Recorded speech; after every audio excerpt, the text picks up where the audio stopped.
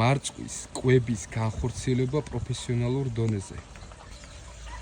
ყველაზე ხშირად დასმული კითხვა არის თუ რამდენი გრამი ან კილოგრამი უნდა წავიდეს მარწყვის ნერგისთვის კვების დროს. ისათვის რომ დეტალურად ვიცოდეთ თუ რამდენს საჭიროებს მარწყვის ნერგი, პირველ რიგში საჭიროა ვიცოდეთ ნიადაგის ქიმიური შემადგენლობა. ამის შემდგომ თუ რომელი სახის, რომელი ფორმულით კვებას ვანხორციელებთ. შემდგომ კი უნდა გქონდეს აი ეს AC მეტრ აპარატი. და ვფლობდეთ განათლებას, ინფორმაციას იმ მიმართულებით თუ კონკრეტულ დროს რამდენი უნდა იყოს კვების განხორციელებისას, მაგალითად მარწყვის AC მეტრი, როდესაც მიმდინარეობს, რამდენი უნდა იყოს ppm მეტრი და ასევე რა თქმა უნდა pH მეტრი.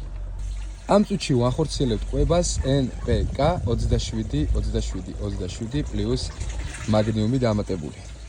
სადაც გახსნილია პრეპარატი, ვდებთ ამ კალიბრაციის აპარატს, ვაკალიბრებთ ამ შემთხვევაში pH მონაცემს და ვაკვირდებით თუ რამდენი არის კონკრეტულ მონაკვეთში. ხედავთ რომ 6 და 8 არის, არა სულთლად იდეალური, თუმცა უპრობლემოდ შეიძლება გაშვება ამ კონცენტრაციის.